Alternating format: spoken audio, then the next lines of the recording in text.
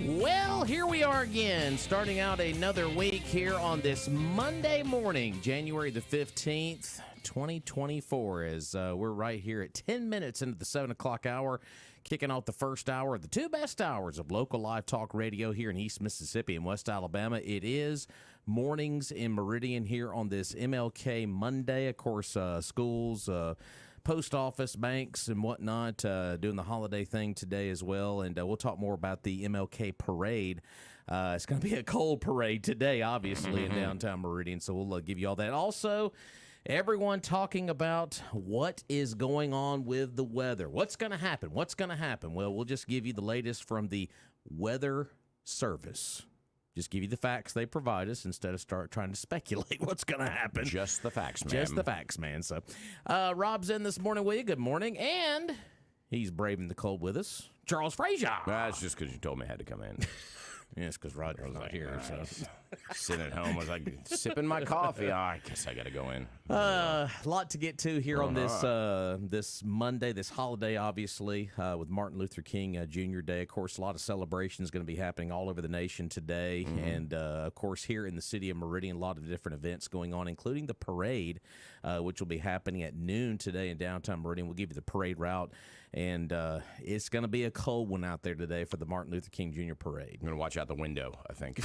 No, it may be one of those days. Right on. I mean, but show my support that way. But yeah, we got a lot of weather information to pass along to you. Now, I've already gotten some messages this morning. Rob, what are they going to do about school tomorrow? I don't know at this point because we don't know what it's going to do just yet, because I've always said this, forecasting ice and snow in the south is very, very difficult. And the reason I put snow in there, I think folks north of here are going to get more of the snow factor. I think that's pretty much consensus across the board with a lot of the meteorologists. I think with here, it's more or less the freezing rain ice. That's what we're more worried about. And just a little bit can make life can be worse than the snow. So, I mean, obviously you got bridges and things like that. And, just in my vast, not really, experience. Your vast knowledge of experience. My vast experience with schools. It seems to me they close when anybody even mentions the word ice, snow, or the possibility thereof. Well, then everybody's closing. Pretty much. I mean, kids, you heard it here first. Rob said it, not me. Hey, here's your announcement. Yep. But so, and obviously we have no system of snow removal, and so anytime there's ice, I mean, and we're so rural that we've got kids, driving 20, 30 miles to get to a school, as we found out during the vote in what was that, August? But in any event, so in order to protect them, then I think the schools oftentimes wisely close the schools, just because there is a big risk with the sheer number of bridges that we have and the complete lack of snow and ice removal. I mean, but we'll see. I think that because the timing of this system coming through late afternoon, early evening is such that we can kind of evaluate it, the school systems can, and then make that determination as we see it develop, as opposed to it's going to be a 4 a.m. or a 5 a.m. incident or an event that, you really have to make those decisions the evening before.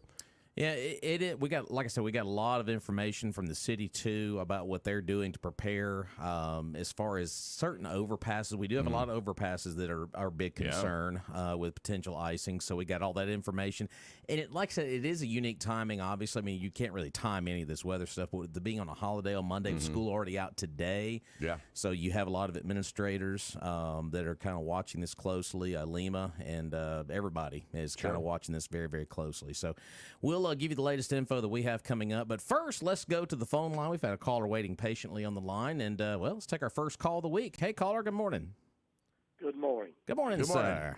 First, let me send my condolences out to the family of Hank Flory. I was fortunate enough to serve with him. Yes, sir. But knew him many years before he became a supervisor, and he was a fine fellow. I tell you what, Mr. Flory, one of the nicest people I've ever come across with. He was always very good to us here. We've been by the station a few times during campaigns and whatnot, and he was a good man. Yeah, he was. I go back with him when he used to work for, and this might not be something that you guys remember, but the Dickie Clay Company. Wow. Okay. Yeah. Yep, For my time. Sure did. Which was a pretty good industry in our area at one time. Yeah. But I thought a lot of Hank Flory, sure did. And sorry to hear of his passing. Mm-hmm. Yeah. Can I change gears? Absolutely. Change gears. And talk about something that was very embarrassing. Well, we're That's all up to you. I mean, there's a lot. No, that was a football game last night. Woo! Man. How about the Cowboys? Oh, you said it. Well, I was pulling for the Cowboys, and my middle child, my oldest son, is a big Packers fan, so I had to be careful. But I mean, they just put a whipping on Dallas. Oh, yeah. You know what? And I'm gonna tell you what. You know, they're talking about Dak for MVP. No. That game last night might have cost him that award. Did. Well, I'm going to tell you right now, just looking at it, I love Dak Prescott. I think he's one of the finest young guys, not just a football guy, but just a guy in general. He's just a real good dude. Amen. But it just looked like to me, watching as not a fan of either team, the Packers wanted to be there and wanted to play hard. Oh, yeah. The Cowboys are just kind of running through the motions. I mean, they got down 14, and I said, they are in trouble. And when they got down by, 21 or 28, I said, this thing is over. It's over. Right. Yeah. So, And they scored there, but I think they had probably second team guys.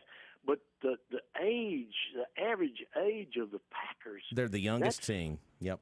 yeah, in the NFL. That's crazy. And I don't watch the NFL anymore. Don't keep up with it. But I wanted to see that game because I was pulling for Dak, and so well, it was amazing. They showed swayed away from the Cowboy fans that were in the stands, and the look on their faces were like, "We're the number 2 seed in this tournament."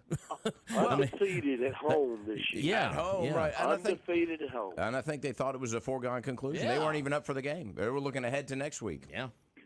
I think you're probably right. And that to me fundamentally is coaching. I think the adjustments were not made when they scored. McCarthy did not get those kids up, and it just. I don't know. I think Jerry Jones is going to. He's in trouble. Yeah, I think that he's out of the job. I think he needs to be. Well, but he's had three 12-win seasons. I know. Yes. That's what it's Dallas though. It's Dallas. Yeah, but the word is, if he didn't win last night, Jones was going to terminate. But it wasn't just a loss. I mean, it's the way they lost. Yes. If they would have went out there and they would have gone toe to toe with them and lost like on a heartbreaking last play, fair enough, we wouldn't be having that discussion. Right. But since they got, they got the score does not indicate what that game there was some like. Garbage scores. A lot of people looked at that score and oh, they lost 48-32. It wasn't even close to that. I mean, it wasn't even close. And I'm with you on Dak, Rob. But last night, he threw several interceptions, and about 2 or 3 or 4 other times he could have been intercepted and wasn't. Yeah, absolutely. And he was not on his game either. He was not. It's something about the Cowboys in January when the calendar flips to January over the past nearly 30 years. They're just they're not the same team. So what, 28 years? 28 years. But I tell you what, my adopted team is the Detroit Lions. Oh yeah, right now. Wow. I was so happy for them last night. They hadn't won a playoff game in 30 years. So yeah, I like the Lions, but you gotta like the Brock Purdy story. I mean, Mr. Irrelevant. Yeah, for the 49ers. I mean, and so that's kind of, I'd say that's more my team going forward. But either way, it's a great story. Both of them are. I love Dan Campbell, the coach for Detroit too. He's a good dude too. Yeah, so. He's done a fantastic job. Well, there we go. Well, I'll let you go, but I'm filing an AWOL report. Okay. Very good. Very good. Yeah, Roger should be back tomorrow. And by the way, we will have the sheriff of Lauderdale County on the show tomorrow. Whoa. I have to wear my number suit. 3? Yeah, Ward Calhoun will be here tomorrow. Oh, number 3 going to be there. Number 3 will be here. CW. Y'all have a good one. See ya. I love it. 601-485-9191. Let's go back to the phone line here on Mornings in Meridian. Hey, caller, welcome in. Good morning. How y'all doing? Hi, we're doing good. How are you? Doing good. I got some breaking news. Uh-oh, what you got? Highway Village is becoming a gated community. Really now? We got a $500,000 fence going around it. Wow. That's big news. Is that I to guess keep they people all in don't or get keep it. them out? Keep them in or out. What's the? Well, I sort of think it's about like building a gated community inside a parchment. Good Lord. Well, how active was it over the weekend? Oh, it was fine. It was I fine. guess the fence got them all the way. Huh, okay. Okay. Well, there you go. All right. All right. Fencing over the weekend. I like Yeah. it. Okay. Good deal. Interesting. Just a few arguments and fights. By all minor, though, there wasn't nothing going on. There you go. Well, all right. Well, glad you checked in with us this morning. So fencing over in Highway Village. Okay. All right. Thank you. Appreciate you. Wonder All if right. it's the first of many. Yeah. I mean, if they're gonna do that with all the Good public question. housing. Yeah. 721 here at Mornings in Meridian, 601-485-9191. Let's take a quick second, a couple of minutes rather, to talk about our friends there at Doc's Toyota. That's right. Nothing drives better in ice and snow than a four-wheel vehicle. And, of course, they've got all kinds of four-wheel vehicles up there at Doc's Toyota right up the road in Philadelphia, Mississippi. Brand new 2024. Camrys, Tacomas, 4Runners, Tundras, Highlanders, Corollas, you name it, Toyota makes it. They've got them, and they've got plenty of them. They also have a huge selection of pre-owned inventory, all been through the rigorous multi-point Toyota inspection process, so it's a good quality car. Great way to shop is online. Just go to docstoyota.com. They've got all their inventory listed, both new and used, and you can even purchase a vehicle online. Wow. Can't beat that. Check them out, Doc's Toyota on Highway 16 West in Philadelphia or docstoyota.com. There are many Toyota dealers out there, many different deals, but there is no deal like a Doc's deal. All right, weather. I know that's the big subject. What's going on with the weather? The What are you weather! talking about? The weather! Hadn't heard anything about it. As we look at the temperatures that are going to be going into tomorrow morning. Maybe now, it's cold outside. I know, it's going to be real cold. As far as when we are going to get to freezing, it looks like it's going to more than likely be later on tonight. We're going to already get to the freezing mark. And tomorrow, if we do get above 32, it's not going to be by much, as they're forecasting right now. Maybe by noon tomorrow is when we'll get back possibly above freezing. And that's the real danger. We had this incident, a couple of years ago where it snowed maybe 2 inches, and then it stayed below freezing for a couple of days after that. And especially in those shaded areas, and we've got a lot of them, a lot of roads that are shaded kind of throughout the day, that ice does not melt. And so it's an issue not only just overnight or in the morning, it can stay for 2 days and so or longer, depending on how long it remains below zero. Now, as far as the wind chills are concerned, that's another big concern, because we are under there's wind advisories, winter weather advisories. There's a lot of different advisories that are out there right now. But as far as Meridian is concerned with wind chill factors, by the time we are with you, and we hope we're here tomorrow morning, I hope it's not too bad icy. We get on the roadways to come up here and do the show tomorrow. But right now, Charles, they are saying at about the time we get on the air tomorrow morning, the wind chill factor will be about 8. Oh, 8. Yeah. Well, I've got I think I told you, I got a sister in Des Moines. Obviously, that's in the news this week. And the current temperature in Des Moines, ambient temperature, no wind, -9. Let's shift your mug over a little bit. Oh, yeah. There he is. There he is. There's that mug. Which mug are I we looked up and I was talking like, where's his face? Yeah, we don't need to see that. -9 in Des Moines with a wind chill of -27. Yeah, it's a little. They're getting out there in caucus, though. They don't go up there like, whatever. They're going to roll right through it. That's just January. 28 right now, currently with a feels like of 21. And right now, we do have a hard freeze warning. So that is another advisory type deal we can add to the list here. So wind chill advisory will be in effect from Monday, 6 p.m. until Tuesday at noon. So that is the wind chill advisory. Winter weather advisory will go into effect later on this evening at 6 and expire on Tuesday morning at 6. So that's the biggest concern, obviously, Charles, when you talk about that time frame, 6 p.m. to 6 a.m., school buses rolling, and the freezing rain, how much ice would accumulate on the roadways. So that's a big concern. Now, as far as the hard freeze warning that we just mentioned, it is going to run from 6 o'clock tonight until Wednesday at 8.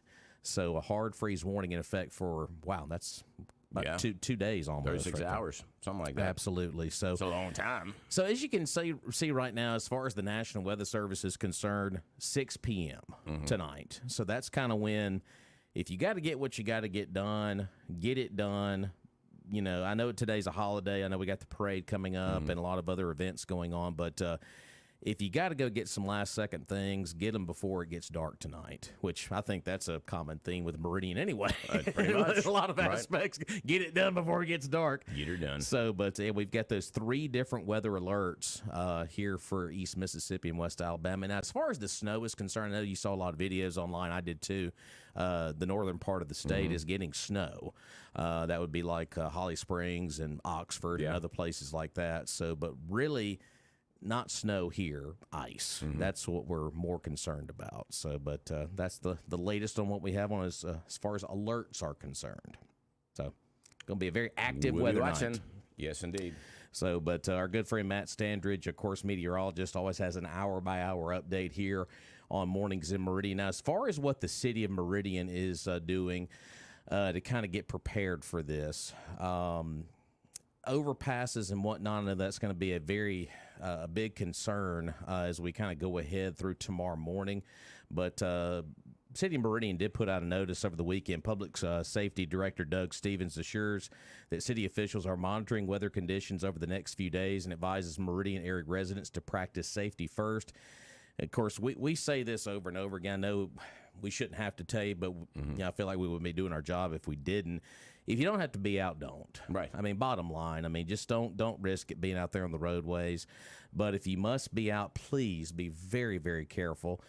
Give yourself plenty of time, extra minutes to get there. But right now, the Public Works Department is prepared to take action in the event of icing, especially on overpasses, bridges, and major thoroughfares.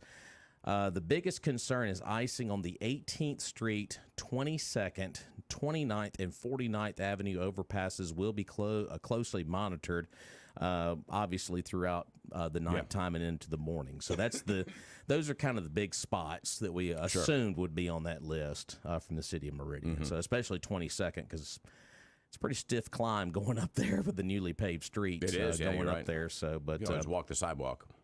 Walk the sidewalk. I'm going to Might be slide slick, too. across the sidewalk. Woohoo! So, but according to the National Weather Service, the first of several cold days came last night, and freezing temperatures are expected generally north of I-20. And, I think we can advise that now and say everybody, because this was posted over the weekend. But like I said, hospital workers and folks that work those night shifts, it's going to be a little interesting, obviously, when you get off about this time tomorrow morning. Yeah. So, but like I said, who knows what's going to happen until it gets here. That's exactly right. But it's always better to be prepared. And, of course, there is a warming shelter that has also been set up by the city as well. We wanted to pass that information along because they actually opened this last night. And let me pull up the information. I've got it right here. If you got to go ahead and roll with it's it. at the Multi-County Community Service Agency, and it is at 2900 St. Paul Street. Hot chocolate, soup, and coffee will be available to those at the center, along with cots and warm blankets provided by the American Red Cross, beginning, I guess, last night at 6 until 8 a.m. on Wednesday. And so, they're doing a good thing there. And and hopefully the word will get out. Unfortunately, I think that those who need it might not be aware of it. So, hopefully those that are kind of interacting with them, whether that's the police or the sheriff, we'll be able to tell them where to go to get warm. Absolutely. As far as the homeless go. So bottom line in all this, folks, as we said, just practice safety. And if you do necessarily have to be out on the roads for whatever case, just please exercise caution. And right now, looking at radar, we're looking pretty good. Nothing around, but this is more of a later on tonight event. Like I said, 6 p.m. is kind of that magic time of where if you don't have it done, then you need to do something else. So I don't know what to tell you on that.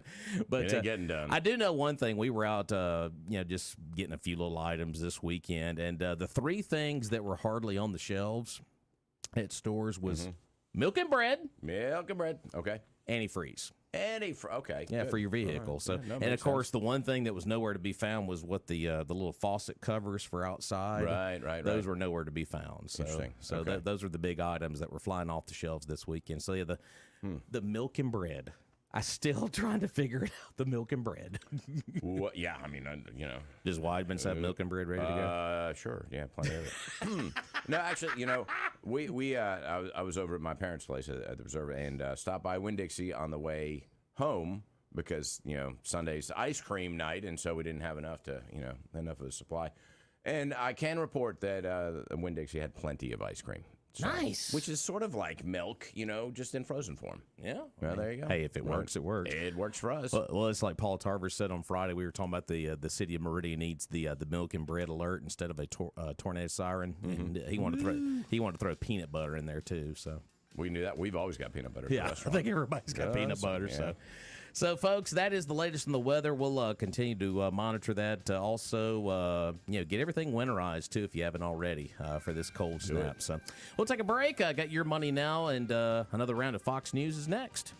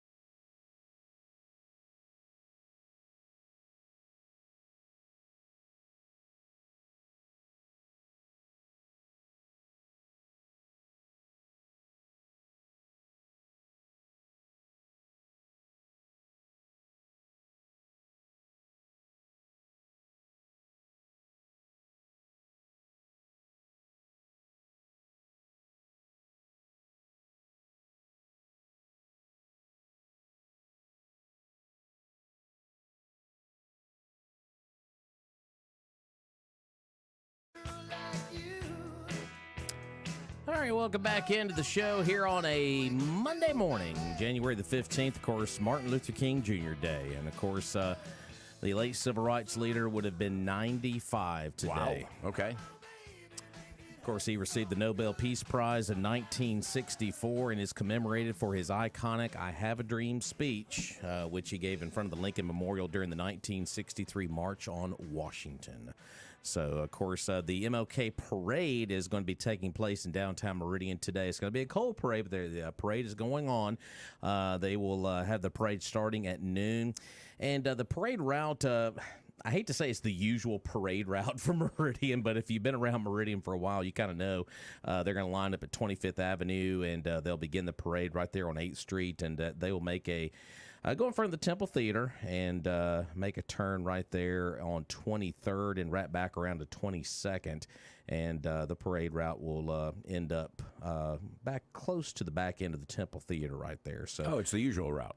Yeah, close to the usual route. So close to the usual route. So, but it is going to be a cold parade, as we said. But I encourage folks to get down there and support the folks organizing the parade today. Of course, a lot of other events took place over the weekend and today as well in honor of Dr. King and his vision, obviously, and here on his 95th birthday. What would have been his 95th birthday. So our number here at Mornings of Meridian is 601-485-9191, and we want to thank our next advertiser on the list, and that's going to be our good friends down on 519 Highway 19 South. That is Trucker Supply. That's right. The car's been doing it since 1969. Trucker Supply is a one-stop shop for all of your tools. They got Kinepix tools. Those are like channel locks on steroids.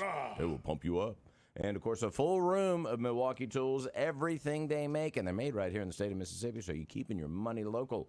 And, of course, they've got Yeti. And, you know, if you need a hot beverage, and it needs to stay hot, and everybody does when it's, 20 degrees? Yeah, right.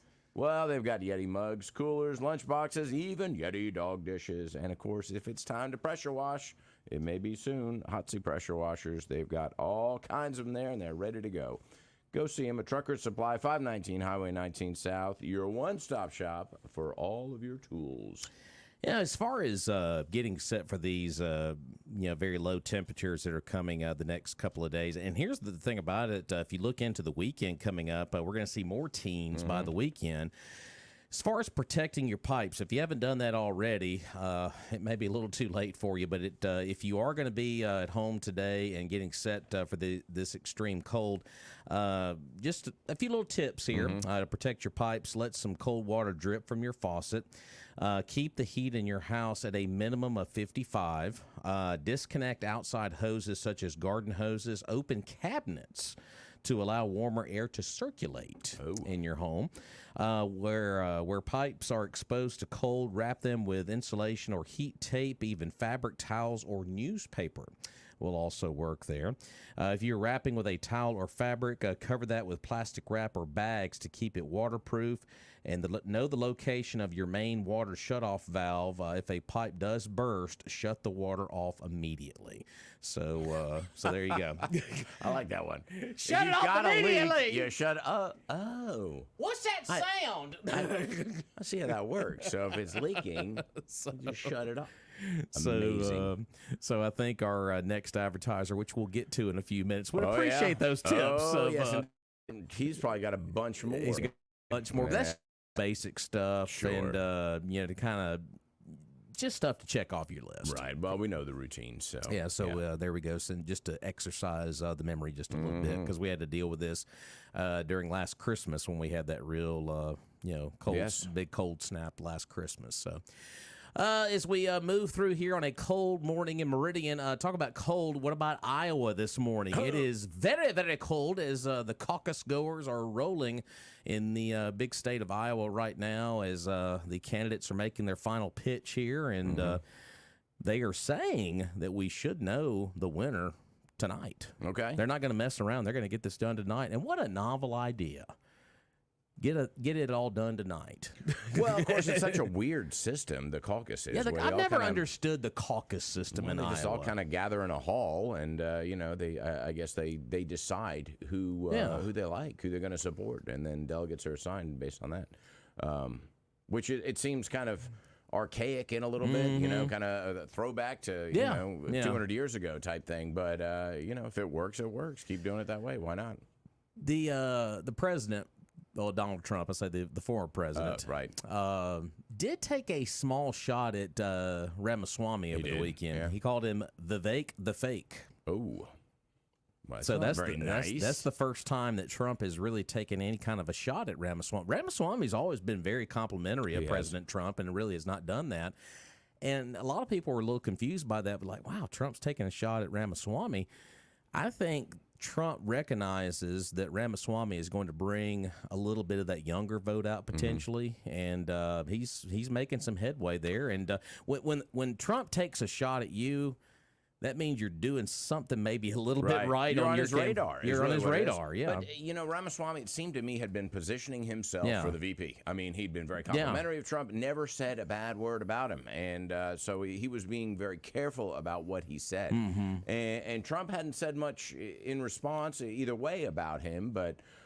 so I thought, okay, that's kind of an interesting dynamic anyway, to have Trump, obviously an older gentleman, and with a younger guy like Ramaswamy, and who has a lot of energy and who's very dynamic. Sure. And so I thought that might be a good ticket, but I don't know. That doesn't mean much, though. I mean, in the primary or leading up to the nomination, then that's really where things are exchanged, and then all is forgiven. Yeah, sure. Come on over to my side. And so we'll see. It certainly doesn't mean that he wouldn't be on that ticket, although Trump has said he's made his decision already. Yeah. And we just, I think we're all curious as to who that would be. These endorsements that came out over the weekend, does that really matter in this particular part of a campaign? Because this is all about the state of Iowa right now, which the Iowa governor has openly endorsed DeSantis, which that happened several months ago. But, of course, over the weekend you had Marco Rubio, who endorsed Trump, which I was a little surprised by that, considering, DeSantis is from Florida like you are. Right. But that was very telling. And Trump did make fun of his shoes, I think. I think so. Trump makes fun of little everybody. Zipper boots His he little had zipper on. boots on. Oh, little Marco. And so Rubio endorses Trump, and then Doug Burgum, who I like him. Yeah. I think he's a good guy. I think he would do a great job as the president. He did try to run, which was just way too far. He endorsed Trump over the weekend, and then former Governor Hogan of Maryland endorsed Haley. Yeah. So it seems like a lot of these governors are more or less supporting Haley, because the New Hampshire governor has done the same thing. Which with DeSantis, he got the Iowa governor's support there. So these endorsements, when it comes down to a caucus like this, I don't think it really matters. I don't think it'll matter today. I don't think with the front runners it really matters. I think if you had somebody like going out and saying, "Hey, I support Ramaswamy," then it might say, "Wait a minute, maybe I need to look at that a little bit." That might move the needle a little. It might, but it also might. It draws a little attention to him, and someone might say, "Well, let me look a little further at what he said, because why is this person endorsing them?"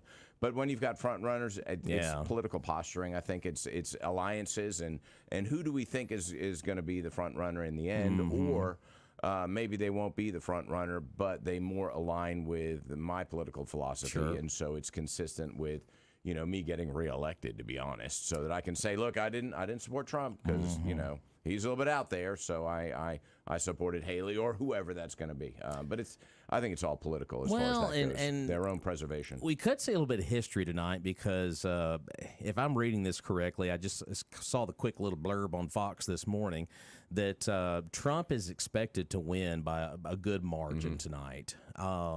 The largest, I think, amount of percentage that a GOP candidate has won a caucus has been 12. And he is up in the polls in some 30 or 40. Right. So he has an opportunity to really shatter that record by a lot. But right now, I think the biggest question I have is DeSantis going into tonight. If he finishes third behind Nikki Haley, that is a major blow to Ron DeSantis, because he has had a good ground game in Iowa. He has visited every county. I think he is. He's done what he can do there in that state. Like I said, he had the endorsement of the governor, the sitting governor of that state. But if you finish in third tonight, that is a major blow to his campaign. Yeah, he would need to reassess whether he wants to continue and maybe wait another 4 years.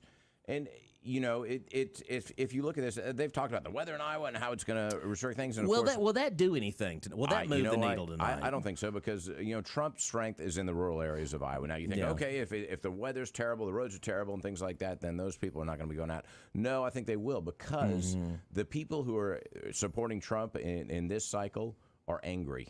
They're riding on emotion, and they want to see change, and they are sick and tired of what's going on in Washington, and they're going to get out there and take their tractor if they need to. I'm serious. And drive through the snow. We're doing it. Let's get out there, boys. And so I think that his support's going to be very strong. Yeah. I think that Haley also. We talked about it last week that Trump is appealing to those who are voting not on emotion, and I don't mean that it's a gut kind of a knee-jerk reaction. But those who are angry and want to see change and who are demanding it. I think that you know, Haley is appealing to those who are looking at the intellectual change and saying, okay, this is where we need to be and this is how we're going to get there, and Haley's the person to get us there. And DeSantis is in the middle ground. He can't decide whether he wants to do the intellectual appeal or the emotional appeal, and he does a little bit of both, and both of those are taken already in a sense. So he hasn't clearly defined who he is or how he's campaigning, and so I think that he will finish third, and I think that there will be a reassessment. I mean, and it seems to me just, you know, I mean, obviously we don't know until we see the actual numbers, but it seems that the race is between Haley and Trump at this point. Because how many votes will this end up? A couple of 100,000 maybe? I mean, how many GOP folks will come out and caucus? I mean, like I said, this is traditionally it's been. This is a very unique process. This is not just going to the poll and voting. Right.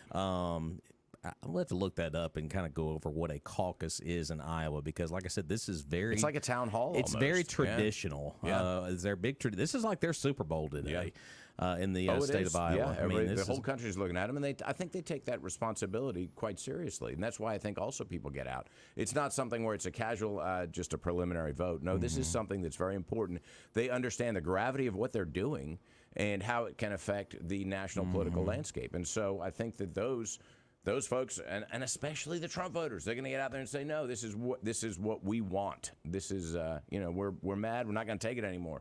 I'm mad. I'm not going to take it anymore. That's exactly right, though. Well, according to, what's the big paper there? Is it the Des Moines Register, I believe? Yeah. The latest poll they had this morning, and I love these newspapers in these type of states that still do these polls, and that's a big one. There in the state of Iowa, they have Trump way out there, 40 points. But they do have Haley right now in second. And like I said, if this holds true, do you see if DeSantis finishes third tonight, do you think he drops out or does he at least go through New Hampshire? He goes through New Hampshire. Yeah. And then if he loses New Hampshire? I think at that point he really needs to reassess. And probably will. Because right now, things are trending very well for Nikki Haley in New Hampshire. Now, not saying she's going to win New Hampshire. She's like within 5 or 6, 7 points, something like that in New Hampshire. That's according to polling numbers. But as far as when polls and folks getting out and voting on a primary day are two completely different animals, obviously we've learned that in other elections in the past. Well, and going back to you know the scenario that you just presented as far as DeSantis finishing third in both, and looking at that, the one thing that DeSantis, the one reason he may stay in it is because if Trump stumbles with the court cases, then it puts DeSantis in second. Yeah. And then all it takes is a little scandal, a little leak of information for Haley for her lead to diminish, and then guess who walks into the primary position? That may be his strategy. Yeah. And certainly the first situation is within the realm of possibility of Trump having a conviction in one of these 75 court cases that he's got against him. Only 75? Yeah, something like that. 215. I don't even know. I don't know. We've lost count. Exactly. Everybody's fine. I'm going to file a case against him. That's right. Yeah. So if that happens, then there may be a path for DeSantis, and it's sort of by default, by not through his own merits, but through the missteps of others. So we'll see.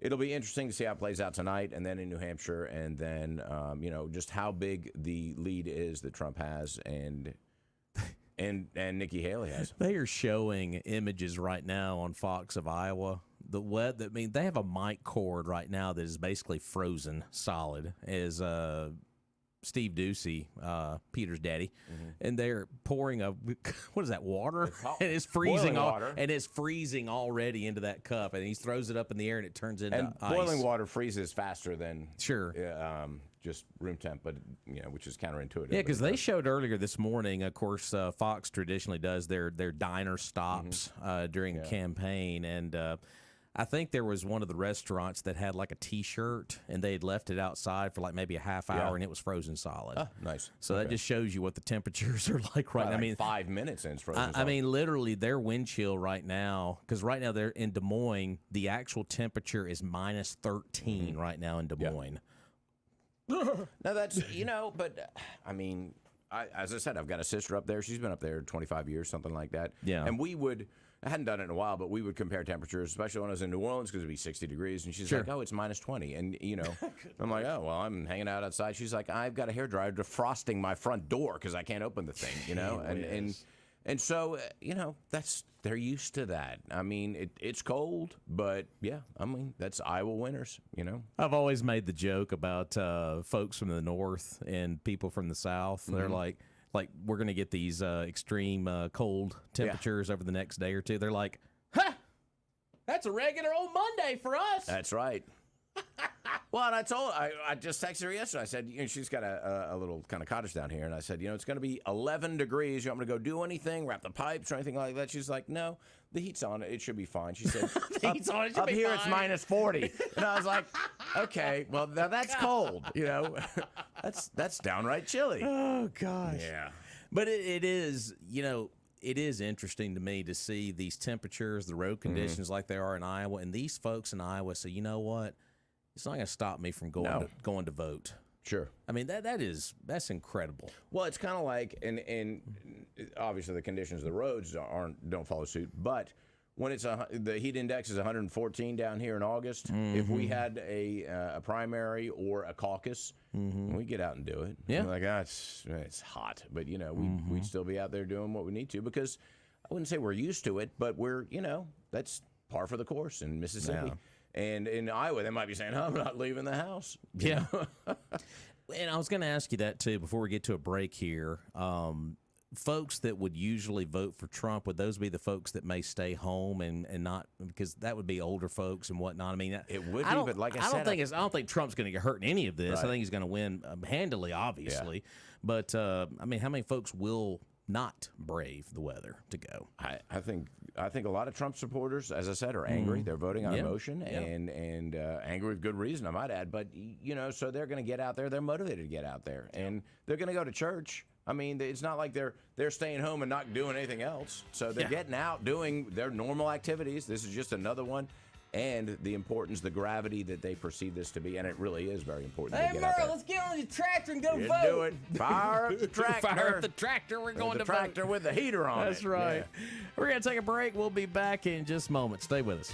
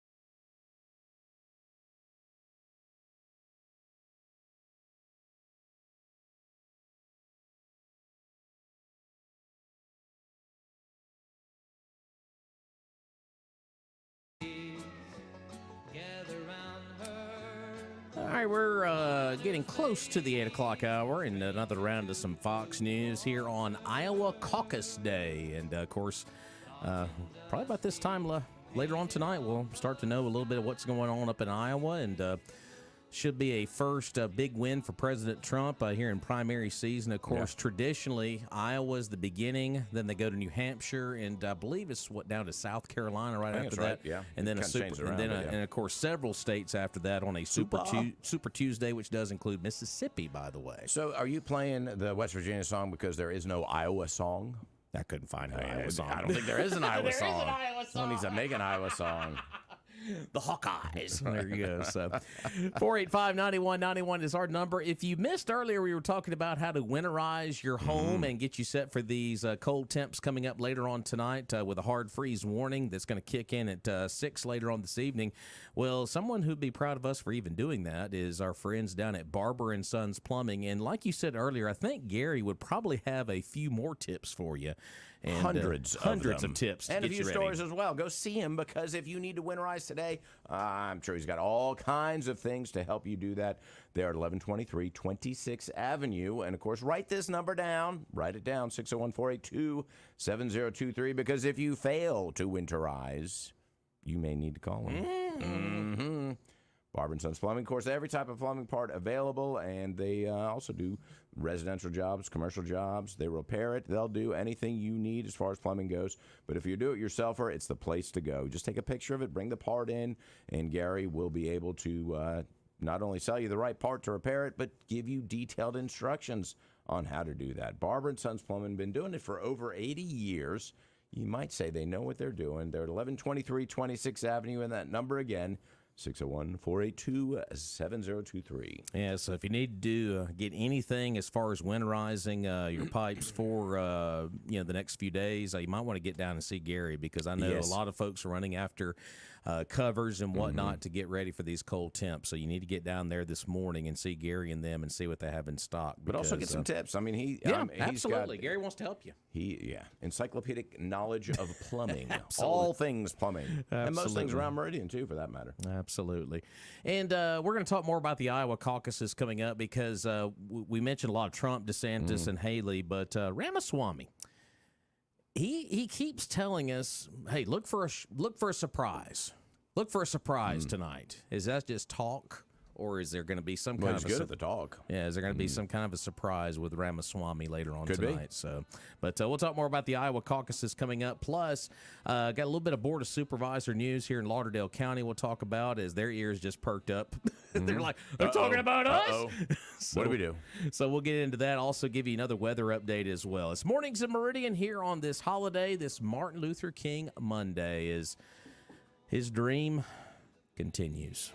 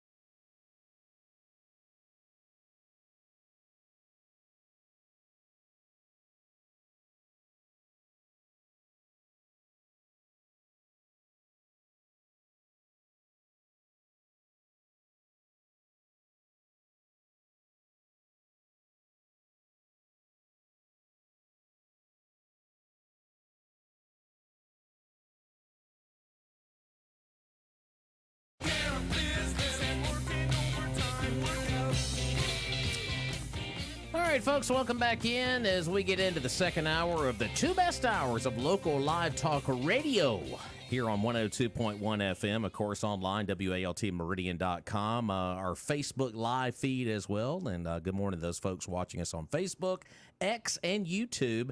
And we also have the brand new WALT mobile app, and be sure to go download that app wherever you get your apps, and just simply by searching WALT 102.1. So many ways to stay connected to us here at Mornings in Meridian. Our number, of course, is 601-485-9191. Would love to hear from you folks out there here on this MLK Monday, January the 15th. And you got Rob here along with Charles Frazier. Good morning. How are you, sir? I'm doing well. How about you? Doing good, doing good. Hope you had a great weekend. And, of course, the weather is still a big topic of conversation, and really nothing new to report. In case you missed the first hour, just kind of gave you some updates from the city of Meridian, what they're watching as far as bridges and overpasses. A lot of the main thoroughfares that you would expect, especially 22nd and 49th, 18th, some other ones that they did include in that. But right now we do have 3 different weather alerts that are currently rolling from the National Weather Service. We'll go over those with you again real quick. Hard freeze warning will go into effect for our area later on tonight at 6 and go until 8 a.m. on Wednesday morning. So that's very extensive right there for the next day and a half right there. Winter weather advisory will go into effect 6 o'clock tonight and go until Tuesday morning at 6 a.m. And then a wind chill advisory will go into effect 6 o'clock tonight and go until Tuesday at noon. So bottom line is, like we said during the first hour, 6 p.m. Don't go out after 6. I mean, that's it. Which I think that's a Meridian rule anyway. Yeah, right? Pretty much is. Don't go out after 6. Yeah, that's it. So, but that's kind of that magic time right now. 6 o'clock tonight is when all these advisories and alerts will kick in. So, like I said, if you don't have to be on the road, stay home and stay warm. And, of course, WALT will keep you updated either through social media or here on the station with Matt Standard. So that's the latest we have right now. Wind chill factors are going to be in the single digits tomorrow morning. So it is going to be brutal. We do have the warming shelter that's open here locally as well. We'll mention that information before we get out of here this morning. MLK Parade is still a go today at noon, by the way, and that's going to be rolling through downtown Meridian later on. And like I said, with it being an MLK Monday, federal holiday, banks closed, no mail and stuff like that. So government offices also closed today as well. But and I know the big question mark right now is, what are we going to do about tomorrow morning? I don't know what to tell you right now. I would, Charles, I'll just be honest with you, I'm kind of leaning more toward schools probably either doing one or two things, closing completely for tomorrow or having a delayed opening. I'm kind of going toward number one there. They may close, but like I said, just speculation right now. They have not announced anything. So no, they tend to err on the side of caution, and I think that they do the delayed opening because the temperatures usually warm up beyond the freezing point, and so any of the ice or anything like that is diminished or eliminated, because the sun shining on it pretty much melts it. But tomorrow we have an extended period. It looks like 36 hours below freezing. Exactly. And, unless things change, and those temps can go up a little bit, but depending on if we have ice and how much ice is there, and whether that ice is in a shaded area or if it's exposed to the sun, then those are all the different things that can affect ice remaining on the road or being eliminated. So it is amazing when you think about it with your travel from your home to whatever your destination is, the office or what. You have to go back and think, like, how many hills do I go up and down? Like, how many bridges do I cross? Well, I used to cross a lot more bridges, and they keep fixing these bridges. So now they're closed. There is no bridge there anymore. It's just a big hole. Yeah. But I'm going over some brand new bridges in the process. So that's a good thing. Yeah. Wayman Newell Bridge. Go over it every day. There you go. Love it. Absolutely. A little nod to Wayman every time I go over. There you go. But it is going to be a very very interesting next 12 to 24 hours. Yeah. So, but as far as schools go, traditionally, growing up through the years, you'd always get your information with closings, pretty less through the TV or radio or whatnot. But now these schools do all of these alerts to the parents. They sign up for these alerts, and they usually get them pretty fast, and of course we'll get them thereafter. But I would imagine that they're going to have a lot of meetings today. Probably going to be a lot of Zoom meetings today because it is an off day, right? With a holiday today for school officials and whatnot. But they're monitoring along with our friends at the emergency management and city officials. So I would imagine, as far as that decision is concerned, I would say probably maybe later on tonight. So if that. Well, I think that's something that we all need to monitor, or in the morning. I don't know. I don't know. Morning's kind of a tough thing to do. When you get that 5:30 alert, you're like, oh well. I don't know. It doesn't affect us so much, but I know for a lot of people that have younger children that are, they need to have caregivers at home. Yeah. Then it really does affect them. And I think that's why these school systems, all of them, whether it's an independent school or the Lauderdale County or the Meridian Public Schools, try to give people as much notice as they can so they can make those arrangements. And I think that's why we'll see something this afternoon. I think they're going to look at it, and we'll know more around noon, 2 o'clock, something like that, is exactly the timing and what they think now, as they can look at temperatures and kind of what that system is doing as far as the and like the I said, rain, I'm not going to sit here and I'm not going to be that guy that's going to sit here and tell you this is when it's going to happen, this is how much we're going to get, because I'm not a trained meteorologist. No. We just simply give you the information for the National Weather Service, like you heard us say. Here's the advisories, here's the alerts, here's the timing they are forecasting, because that forecast could get amended later on today, and it could be something completely different. So and in that vein, I've got 3 weather apps that I use on my phone, and one of them says we're going to get 1.5 inches of snow, and they're all different. Yeah.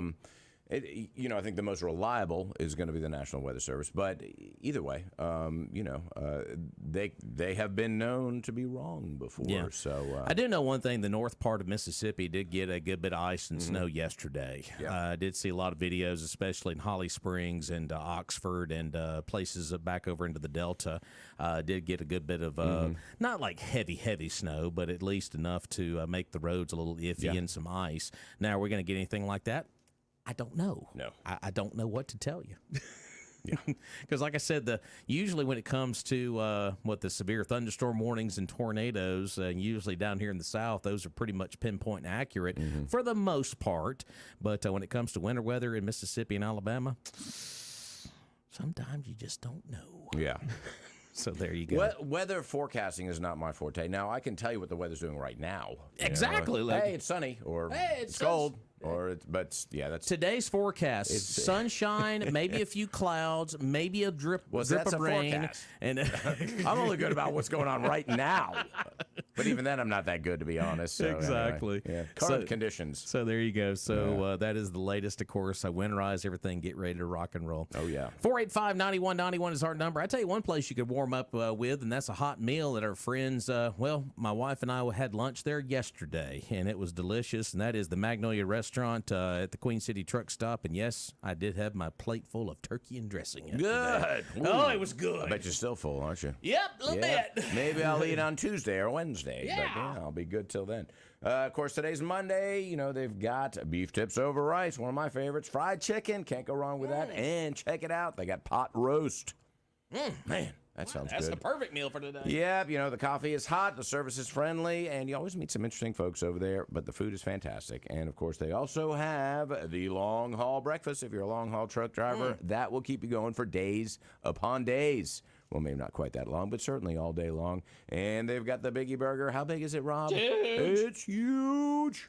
Go check them out. The Magnolia Restaurant inside the Queen City Truck Stop. Call and get something to go if you don't feel like going in. 601-482-0259. Check them out. Absolutely. Going back to the Meridian Star from back on Saturday, they did have a very lengthy article in here about the Board of Supervisors getting ready for their new term. And looking at resources that is coming from the state of Mississippi, from Thomas Howard at the Meridian Star, the Lauderdale County Supervisor, taking stock of the available resources as they look to start off another board term. And, of course, that does start with some new faces on the board as well.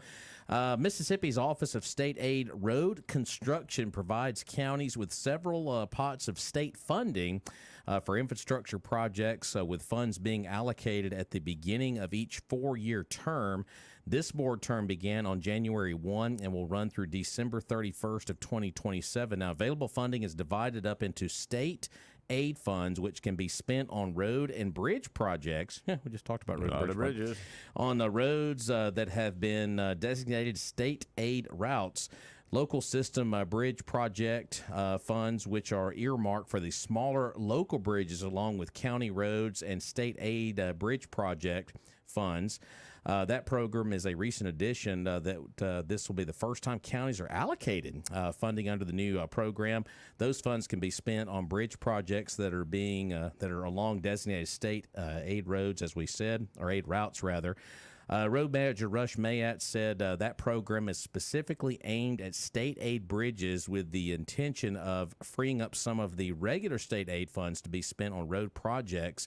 Now, in the work session back on Thursday with the Board of Supervisors, Richmond Alexander of Engineering Plus, which serves as the county engineer, said Lauderdale County is set to receive about $5 million in state aid funding, $3.1 million in LSBP funding, and $2.1 million in SABP funding for these particular projects here in the county. That's a lot of letters. So that is a lot of letters. So a lot of acronyms there. So that board term started just a few days ago. We'll run through the through 2027 as far as like this. Some of those pots of money, by the way. So more infrastructure is going to be. Like I said, don't know what projects are going to be in the works with the board. That's going to be the next big question, is with this state aid funding for these routes and these bridges, what is going to be on the list? Don't know that yet. So I think there's going to be a lot. And, of course, we have had some projects already completed. Well, and I know that, we have assessors going around looking at the condition of all the bridges, and I think that you probably prioritize by the worst condition bridges and the volume of traffic going over those. And then you kind of start with, okay, this is the main thoroughfare, and the bridge is crumbling. We start with that one, and then move on down to smaller roads with, less concern. Well, it was quoted in the article over the weekend. It's about little short of 11 million when all is said and done in these particular funds. While that seems like a big sum of money, Lauderdale County already has numerous projects in the works to use up parts of these funds. It's already spent. So there you go. A closed bridge on Sand Flat Road and 2 bridges still open but needing attention on Old 8th Street and Valley Road are set to be paid for with state aid funds. That was according to Richmond Alexander from the engineering firm. Sand Flat, will likely go to the bid this summer. The county also has 3 bridges on Richard Johnson Road, Snowden Road, and Old Highway 39 already in the works using the LSBP funding, and all 3 bridges are currently closed, and projects to replace them are in the design phase. Okay. So they're in the design phase of that, and they do mention some other parts here. After some delay acquiring the needed right-of-ways, a bridge project on Murphy Road is also moving forward and should go out for bid soon. The Murphy Road Bridge, which is just north of the Pine Ridge landfill, has been closed since October of 2022. Wow. Okay. So they got that on the list here. Currently underway is a project replacing 2 bridges on Lizelia Road with box culverts. Both aprons and 1 wall of the culvert poured at the first site. Once the remaining portions of the culvert are poured, the contractor will move to the second site to begin work there. So, there's a lot of moving parts of this. So, and also Lizelia Road is also mentioned on this as well. Lizelia Road project is being paid for with part of the county's American Rescue Act fund. Okay. A second project on Zero Road is also being paid with some of these $11 million that are being from these state projects. So, a lot of different areas of the county are being looked at, and a lot of these funds are already spent. Sure. We just sent $60 billion to Ukraine. Yeah, right. That'd buy a bridge or two, I'd say. A bridge or 2. Or maybe 3 or 4. So as you can tell, there's some of these projects were already in the works, so they are already being paid for with this nearly $11 million through some of this state aid funding. But don't get overly excited because a lot of that money's already being used. Right. Already spent. Already Got money. We haven't gone, by the way. Already spent. But it's like I keep saying, as far as infrastructure is concerned, I mean, we see the improvements around the city of Meridian, and now we're branching out into the county. Of course, the Board of Supervisors is doing what they can to address certain bridges and projects, and looks like we're going in the right direction in the county as well. Definitely. So good job there, boys. So, and of course, we'll have to get one of those new supervisors on the program real soon. Yeah. He might bring biscuits too. Ooh, all right. Maybe tomorrow. Oh no, we got somebody else tomorrow. Speaking of biscuits, What? I'm wondering. Okay. Wondering mind here. All right. We want to know. We've got the newly elected sheriff of Lauderdale County on the program New tomorrow. sheriff in town. Ward Calhoun will be on the show tomorrow. Will he carry on the tradition, or will he just be here tomorrow? He might set his own new tradition. I'm about to say, what is going to be the Ward Calhoun tradition tomorrow for his monthly Wait visit? and see. Yeah. Are we going I'm to on the edge of my seat. Are we going to have donuts? Are we going to have croissants? Bagels. Oh, croissant. Croissants. Let's take a little pinky out. A little better on it. But yeah, we will have Sheriff Ward Calhoun on the program tomorrow. Of course, Sheriff Solly usually had the usual third Tuesday visit of every month, so Ward Calhoun will carry that on starting tomorrow. And where do his kind of musical tastes lie? Do we know as far as we're going to learn that Sheriff? tomorrow. We got to learn everything tomorrow. We got to make a list tomorrow because we kind of knew the sheriff's routine. Now we got to learn a new routine. So hopefully Sheriff Solly's doing well. So 485-9191 is our number, just a few moments away from another round of some Fox News. But I wanted to touch on this story real quick.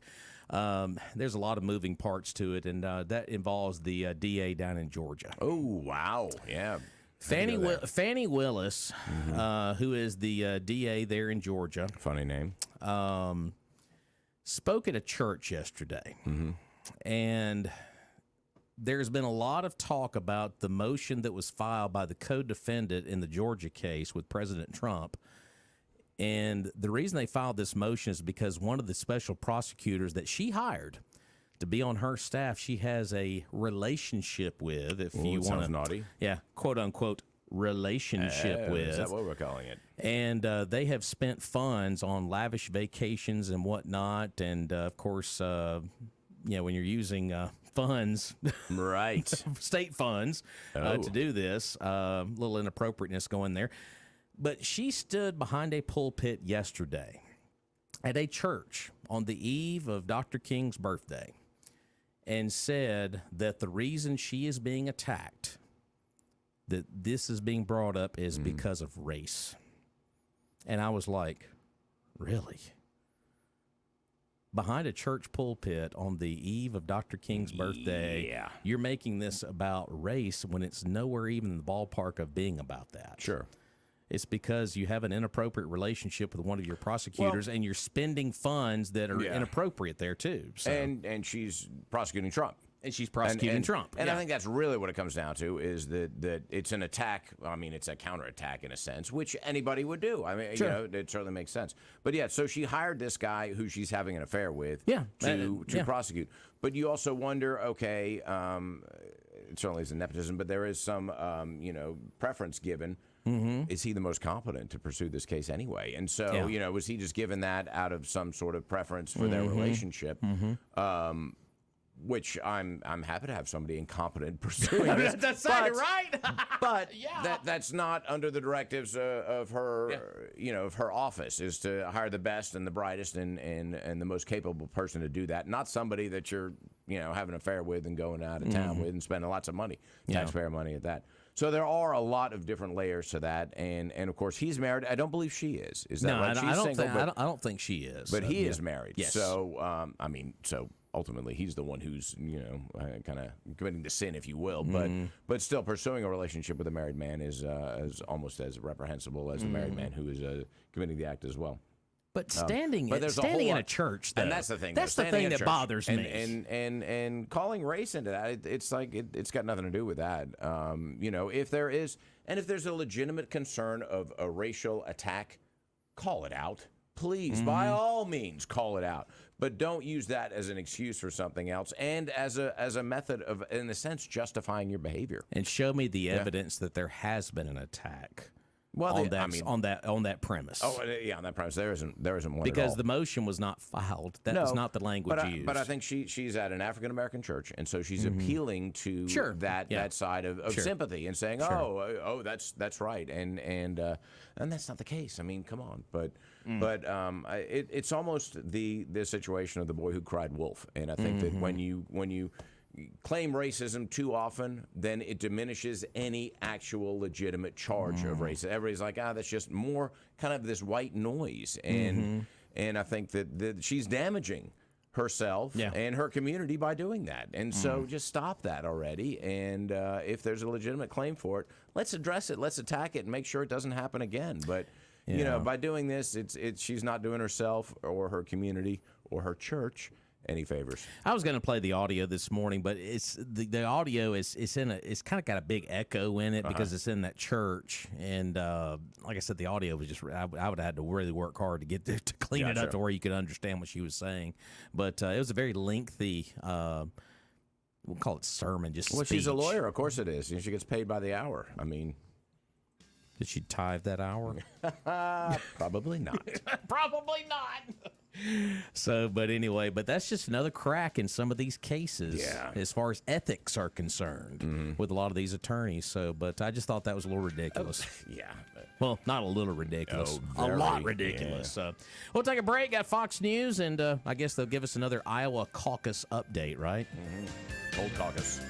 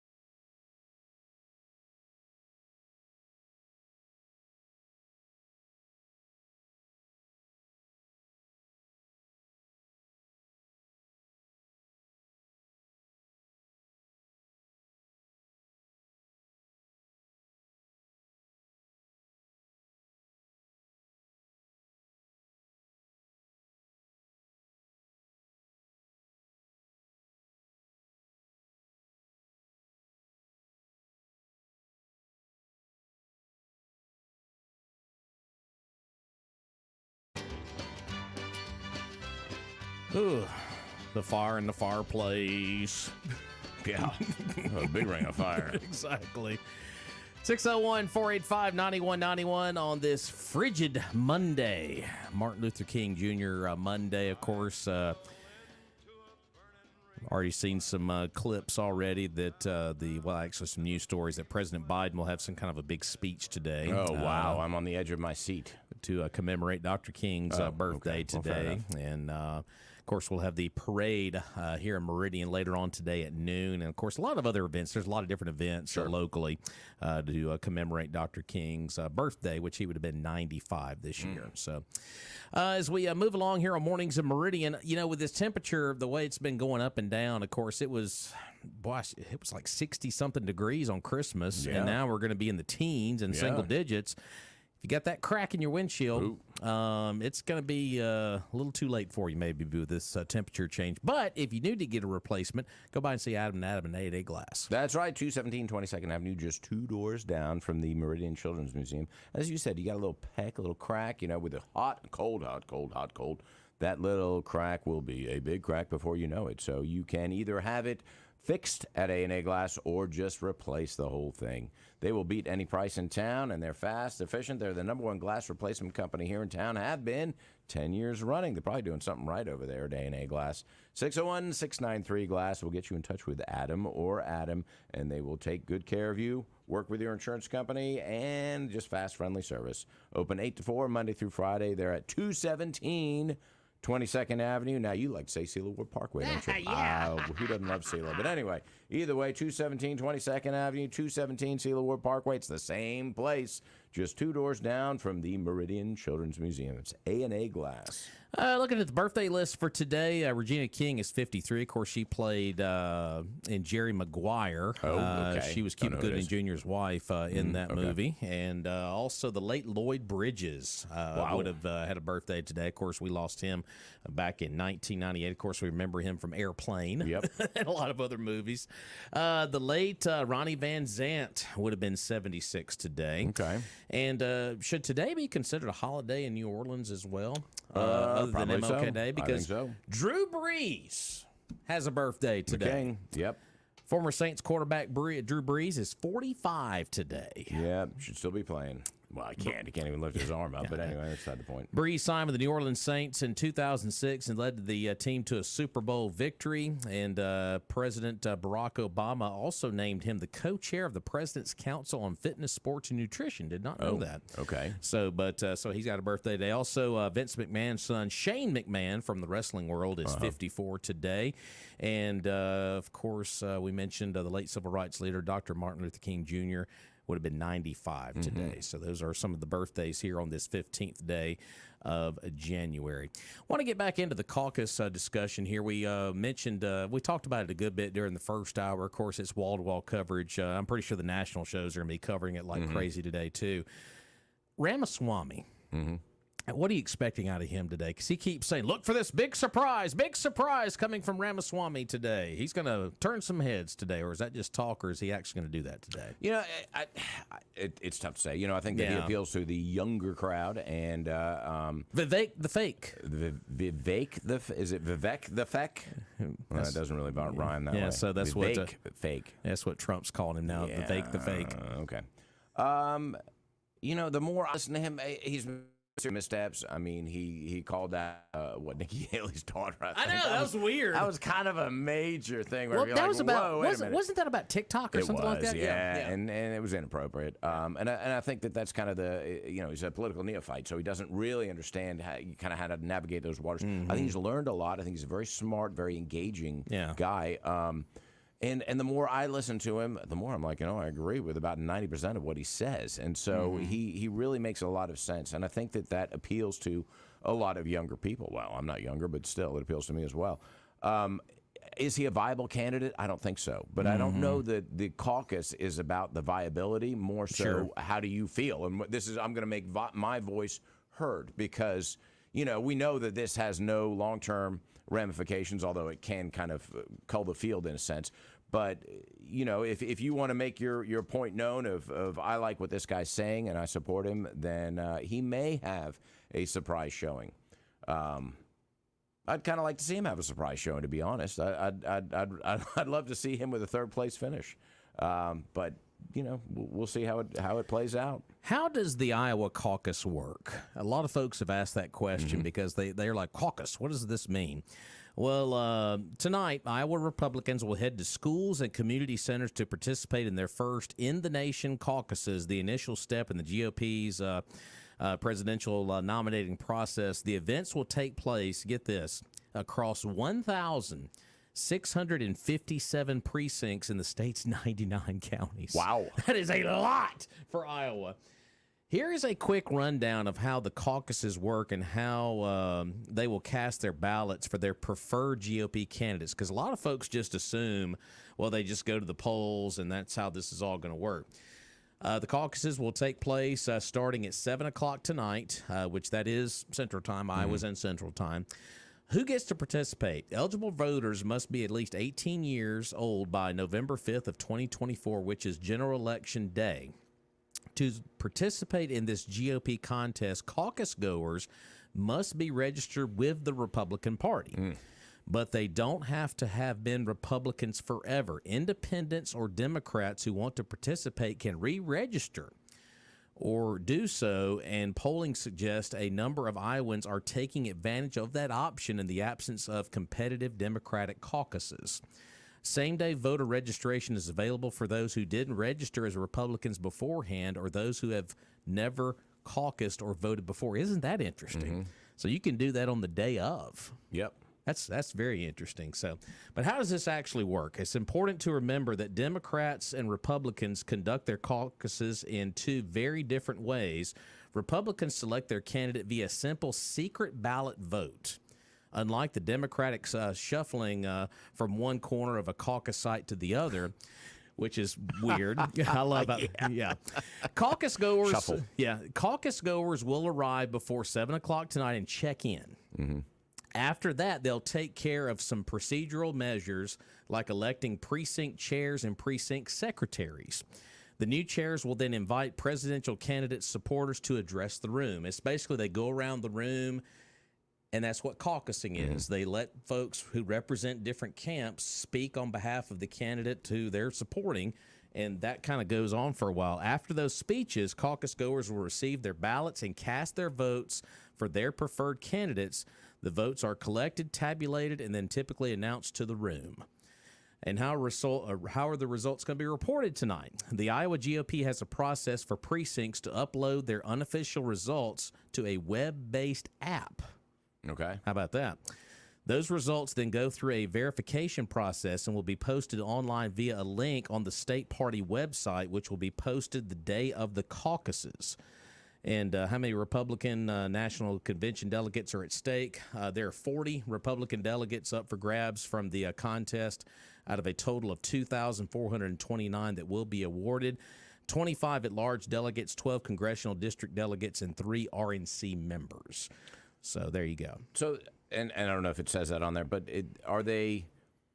Each caucus, so you got 1,600 caucuses or sites. Yeah. Now, are they each one has one vote, or they actually give the numbers? So we had 300 for this guy, 200 for that, and so on. Yeah, that is going to be interesting to see. Or is it like we vote Trump, even though it was 60% for Trump and 30% other people? It doesn't really give a layout of that, but candidates receive the number of delegates equal to their share of the statewide vote. Okay, is how this goes. For example, Ted Cruz's 28% showing in the 2016 Iowa GOP caucuses translated 8 delegates. Right.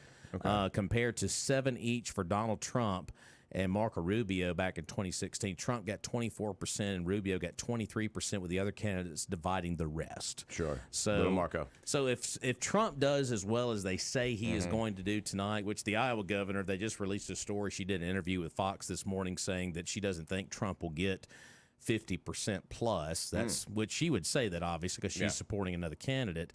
But yeah, that's how this process is going to work. It's got a lot of moving parts to it. So, but that's a lot of precincts, 99 counties, and boy, Iowans are going to be hopefully busy today, and also braving the weather conditions too. No doubt. And going back to Ramaswamy and talking about him having a surprise, and one thing that stands out to me as far as that goes is that Des Moines especially has a lot of tech that has moved there. Google has a huge campus, and there are also other tech companies that have moved to Iowa just because it's so central. Sure. And so obviously you've got a lot of young people who are tech minded who may gravitate toward that candidacy because of Ramaswamy's experience within the tech industry.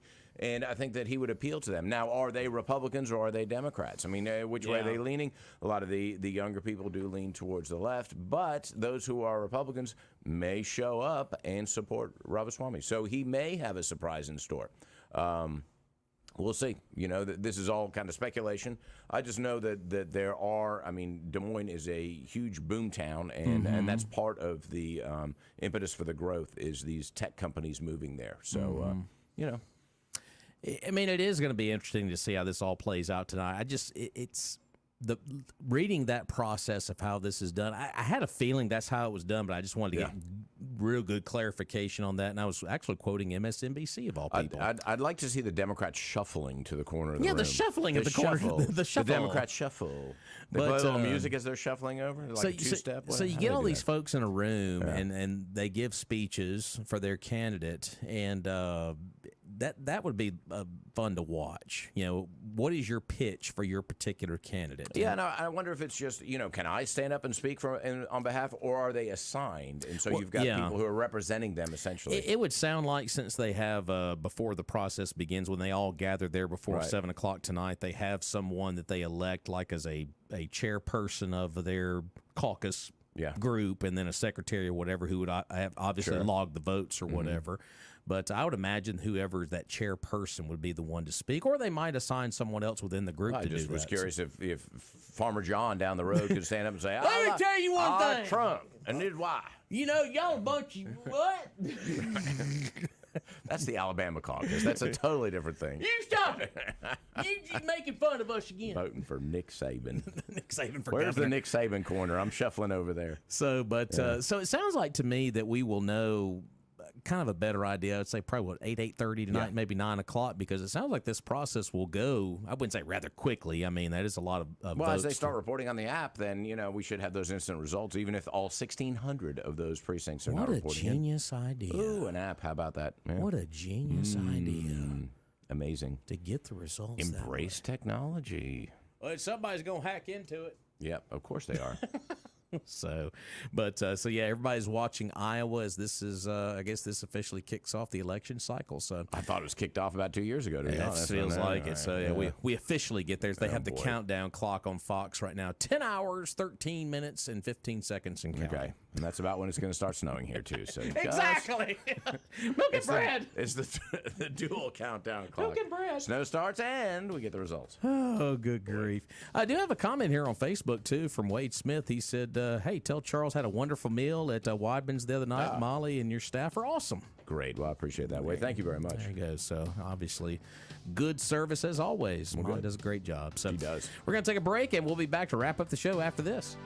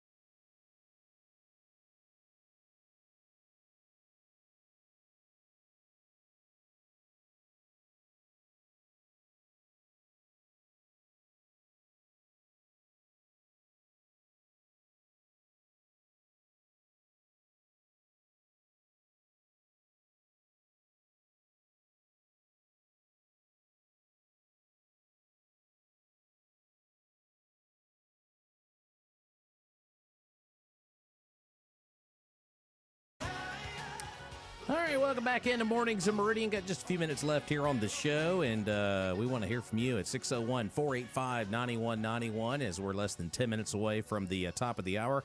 Some Glenn Beck, followed by Clay and Buck, of course, Sean Hannity and Joe Pags, and I'm pretty sure it's going to be Iowa caucus talk all day here on WALT. So there you go. Caucus.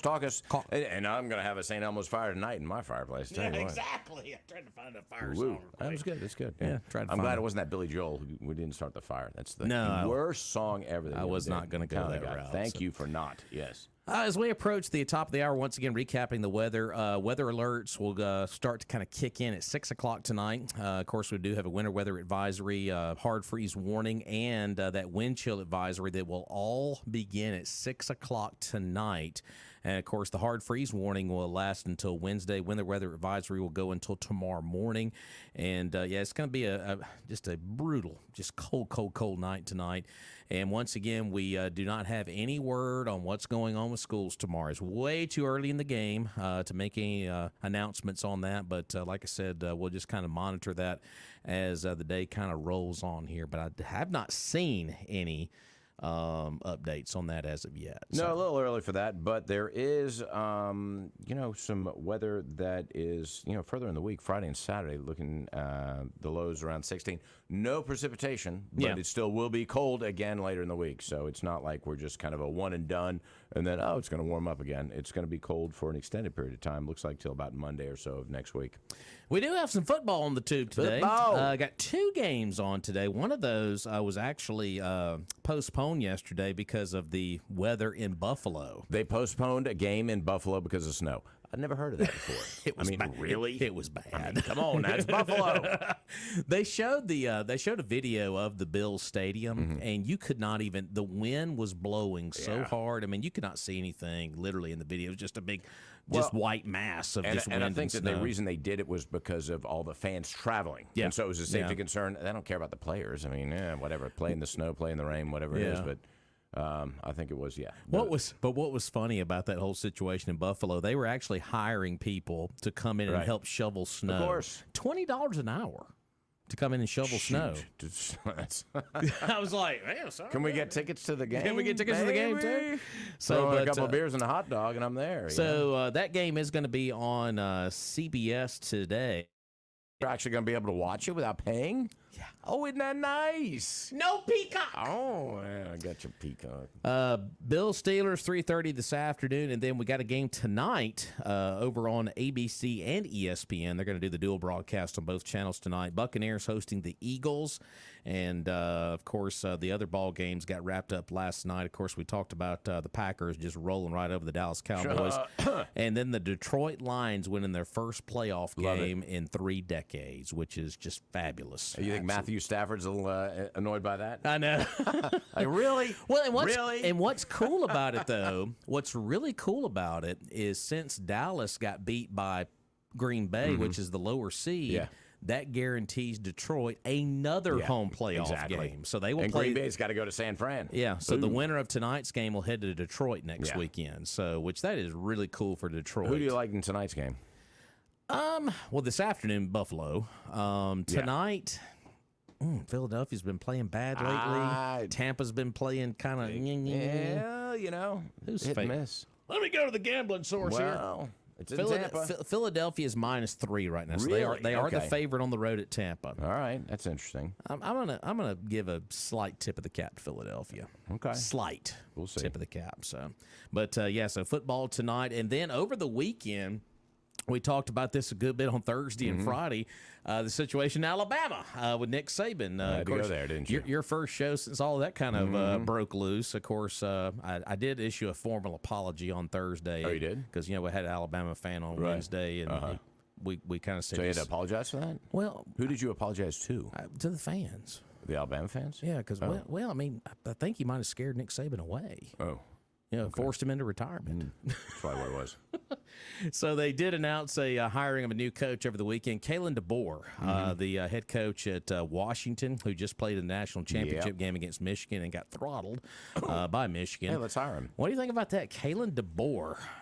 You and I talked about it off air, and that you cannot follow Nick Saban and expect to be success. I'm sorry, but I think the fan base is just their expectations are too high. And I've said it before. Dan Mullen would have stayed at State, won 8 games a year. They put a statue up for him. He'd have been a god. Yep. You lose. You win 9 or 10 at Florida, and forget it. You're out of a job. Alabama's, that much more difficult. That if you're not winning 11 games at Bama.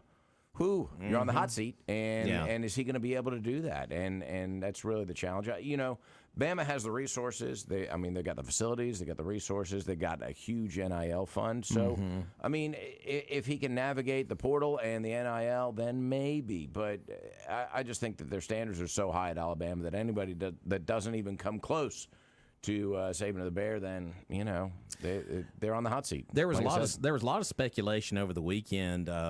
Would he bring any staff with him from Washington? Well, that report is now that he is bringing his offensive coordinator with him, Ryan Grubb, who actually, funny story about Coach Grubb is that this past year, before Alabama hired Tommy Rees to be their offensive coordinator, Saban actually went after this guy for OC. Okay. And Saban was involved in the process. They did, consult with Saban about the hiring, I guess you would say. But and Saban's still going to have an office there too, which is going to be weird. But I think the other factor is that I think the landscape of college football has changed so much in the last few years, and I think there's a lot more parity than there was, and so you don't have these dominant teams that we had, really just a few years ago with the transfer portal and the NIL, and so. You got these 5-star recruits that don't start. Guess what? They're out. They're going somewhere else. They're going to play Texas or wherever that's going to be. So it may be that the standards of the Alabama fans or the fan base, actually, the boosters, may be too high still. And it's unattainable that era is gone of 7 championships in 12 years or whatever Saban had, of that dominance that Saban had. So we'll see. Once again, these are all I will just say this from a historic aspect. The last time the University of Alabama hired a sitting coach from the state of Washington was in 2003. Yeah. Mike Price from Washington State. Yeah. You know how many games he coached for Alabama? Approximately 0. 0. Oh, okay. Because we all know the scandal, or if you don't know, Google it, and you will find out about the scandal. So I hope that doesn't happen again. Well, now you said the last time, but that's probably the only time they've hired a coach from Probably Washington. so. But that's okay. Whatever. Still a stat. Who's Still that counts. fella from the Northwest? But you're also hiring a guy who does not have any SEC coaching experience. That is a concern. The SEC is a different conference than every other, really. But I wish every coach success because they're guys who are earnest and they want to do the right thing, no matter what school they coach. He does seem like a great guy. He has come from smaller schools up to the big schools. Worked his way up. And he's done very, very well. So, but we'll see how it works out. Yes, we will. And also, Washington did announce they have a new head coach. They hired Jed Fish from Arizona. Yeah. So the college carousel always rolls on. Always. So there you go, folks. Have a great day. Of course, be weather smart.